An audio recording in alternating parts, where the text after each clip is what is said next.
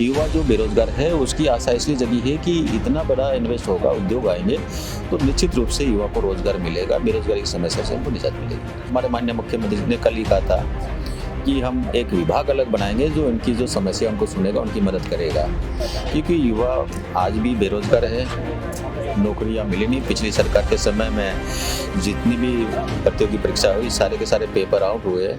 इस वक्त हमारे साथ में मंत्री बाबूलाल खराड़ी जी मौजूद हैं। आइए उनसे जानते हैं कि इन्वेस्टमेंट पर्पज से कितना यादगार रहेगा। मंत्री जी, आज राजस्थान सब्मिट मीट का आखिरी दिन है, देश विदेश से लोग आए, यहाँ पर इन्वेस्टमेंट किया, क्या कुछ खास रहेगा आज के दिन में?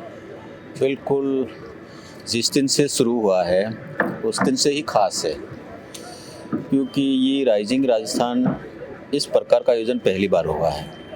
हमारे प्रदेश के मुख्यमंत्री देश और दुनिया में जो भी प्रवासी राजस्थानी थे वहाँ जाके उनसे मिले और उन्होंने कहा कि आपके अपने पुरुषार्थ से, अपनी मेहनत से, अपनी लगन से, अपने परिश्रम से आपने दुनिया में जाकर के प्रदेश का नाम ऊंचा किया है, प्रदेश का नाम रोशन किया है। अब आप आइए अपने मातृभूमि राजस्थान में और उसका इन्वेस्ट करिए। तो एक बहुत बड़ी संख्या में रोज प्रवासी राजस्थानी हैं, वो आज जयपुर में है और वो सारे लोग चाहते हैं कि अब राजस्थान का माहौल अच्छा है तो हम यहाँ पर आकर के इन्वेस्ट करें। और सरकार ने भी ये तय किया कि उनको पूरा माहौल देंगे, बिजली से लगा करके, पानी से लगा करके, ज़मीन से लगा करके। और हमारे माननीय मुख्यमंत्री ने कल ही कहा था कि हम एक विभाग अलग बनाएंगे जो इनकी जो समस्या उनको सुनेगा, उनकी मदद करेगा।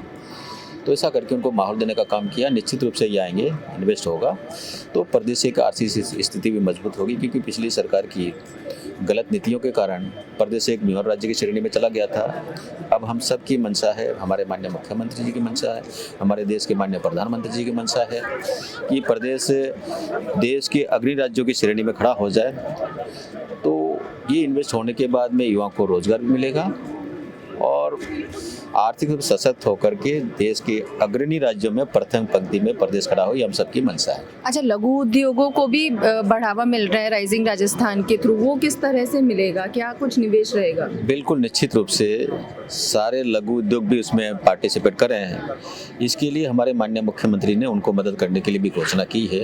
उनको जो भी मदद होगी वो मदद पूरी करेंगे और उनको आगे बढ़ने में और सबका पार्टिसिपेट छोटे उद्योगों का भी हो, ये उनका ध्यान रखा गया है। कहा जा रहा है कि प्रदेश का सबसे बड़ा इवेंट है राइजिंग राजस्थान, जिससे कि बेरोजगारों को भी बढ़ावा मिलेगा। बेरोजगारी जो है, युवाओं का अच्छा खासा अप्रोच है इसको लेकर के, उस बारे में क्या कहना? नहीं, वो सही है, क्योंकि युवा आज भी बेरोजगार है, नौकरियां मिली नहीं। पिछली सरकार के समय में जितनी भी प्रतियोगी परीक्षा हुई सारे के सारे पेपर आउट हुए, एक भी नौकरी लगी नहीं। तो युवा बहुत दुखी है और दुखी है तो अब युवा को आशा जगी है, क्योंकि हमारी सरकार आने के बाद में जितने भी पेपर माफिया थे, हमने वादा किया था जनता से चुनावों से पहले, तो जो लोग पेपर आउट करने, उन्हें पकड़ पकड़ जेल में डालने का काम किया, उन पे कार्रवाई की, उससे एक आशा बंधी है।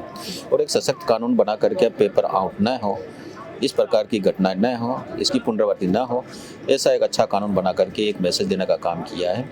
युवा जो बेरोजगार है उसकी आशा इसलिए जगी है कि इतना बड़ा इन्वेस्ट होगा, उद्योग आएंगे तो निश्चित रूप से युवा को रोजगार मिलेगा, बेरोजगारी की समस्या से हमको निजात मिलेगी। MOU ये धरातल पर कब तक देखने को मिलेंगे?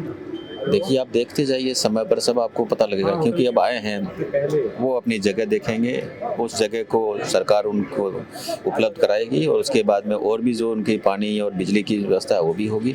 और वो होने के बाद में निश्चित रूप से वो ज़मीन पे उतरेंगे और उसका जो समय होगा, हम कहते हैं कि जितना जल्दी हो सके उतना आप करिए। ये हम कुछ टाइमलाइन डिसाइड की कि कब तक धरातल पर देखने को मिलेंगे? नहीं, ऐसा आपको पता लगेगा समय पे।